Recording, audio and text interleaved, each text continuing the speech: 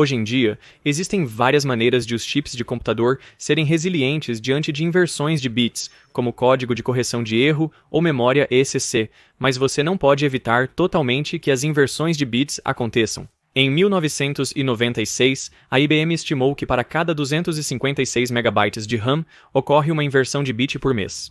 O principal culpado parece ser os nêutrons criados no chuveiro de partículas dos raios cósmicos.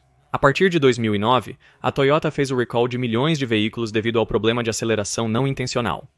Estávamos na faixa rápida dirigindo a cerca de 70. E ele disse que o carro continuava a acelerar. E ele não conseguia pará-lo. Especulou-se que inversões de bit causadas por raios cósmicos no controle eletrônico eram a causa. Tanto que a NASA foi chamada para ajudar na investigação.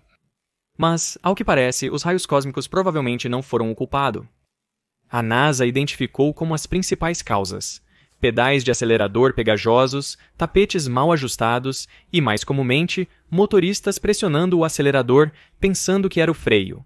Mas os raios cósmicos causaram quedas de supercomputadores, especialmente em altitudes mais elevadas.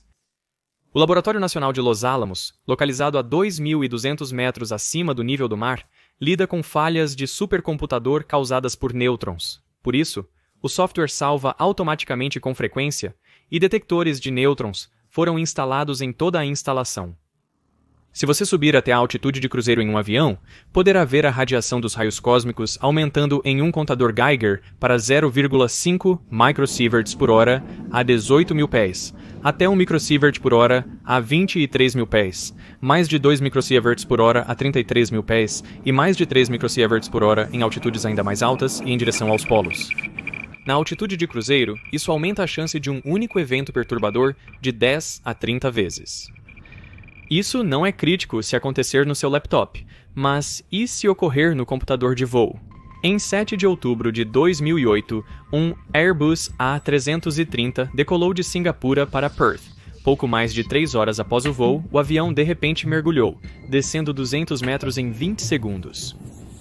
Dentro do avião, todos experimentaram uma aceleração negativa de 0,8 Gs. Teria parecido que o avião tinha virado de cabeça para baixo. A força G foi suficiente, mesmo com nosso cinto de 3 pontos, para nos levantar ambos do assento e nos empurrar para a frente também. Minutos depois, o avião caiu mais 120 metros. 119 pessoas a bordo ficaram feridas, muitas por baterem a cabeça no teto. Assim, os pilotos optaram por um pouso de emergência em Learmonth. Na investigação que se seguiu, a falha parecia ocorrer com a primeira unidade de referência inercial de dados aéreos, ou ADIRU. Este computador fornece dados críticos como velocidade do ar, ângulo de ataque e altitude. A maneira como ele fornece cada uma dessas informações é em uma palavra binária de 32 bits. Os primeiros 8 bits identificam o tipo de informação, e os bits de 11 a 29 codificam os dados reais. O que parece ter acontecido é que uma inversão de bit nos primeiros 8 bits fez com que as informações de altitude fossem rotuladas erroneamente como informações de ângulo de ataque. No cockpit, os alarmes de excesso de velocidade e parada dispararam ao mesmo tempo, algo que deveria ser impossível. Mas o avião mergulhou bruscamente para corrigir o que pensava ser uma parada, jogando passageiros e tripulação no teto. Os investigadores analisaram falhas de software, corrupção de software, falha de hardware, fatores do ambiente físico e interferência eletromagnética, mas cada uma dessas possibilidades foi considerada improvável com base em várias fontes de evidências. O outro evento potencialmente desencadeador foi um evento único resultante de uma partícula atmosférica de alta energia atingindo um dos circuitos integrados dentro do módulo da CPU. Um dos desafios com as perturbações de evento único é que são erros suaves, não deixam rastros. Curiosamente, o Airbus A330 foi construído em 1992, quando não havia requisitos regulatórios ou do fabricante para que os sistemas aéreos fossem resilientes aos efeitos de eventos únicos, apesar de não deixarem rastros. A redundância foi incorporada desde o início no ônibus espacial. Para navegação e controle, havia 4 computadores rodando simultaneamente o mesmo software. Se um computador tivesse um erro suave, os outros 3 o anulariam, e usando essa configuração, eles também poderiam rastrear a frequência de inversões de bit. Em uma missão de 5 dias, STS-48, houve 161 inversões de bit separadas. Acima da atmosfera, os raios cósmicos são tão energéticos que às vezes você pode até vê-los. De vez em quando você fecha os olhos e você não está dormindo ainda, e se você esperar um pouco, ocasionalmente você verá um flash de luz, e acreditamos que sejam partículas pesadas ou explosões individuais de energia provenientes de radiação que estão passando pelo próprio olho ou pelo nervo óptico. E a maneira como seu corpo registra a radiação passando por ele, incrivelmente, é mostrando um pequeno flash em um dos seus olhos apenas para lembrá-lo de que você está sujeito à radiação não apenas do nosso Sol, mas de todas as estrelas do universo que existem irradiando em você. Imagina os primeiros astronautas fechando os olhos, vendo essa radiação e pensando: não vou contar a ninguém, pois ninguém me contou. Posso imaginar os dois primeiros dizendo: ei, às vezes vejo flashes de luz. Você também? E então, todos nós vemos. Ok, bem, tudo bem, então. Ok.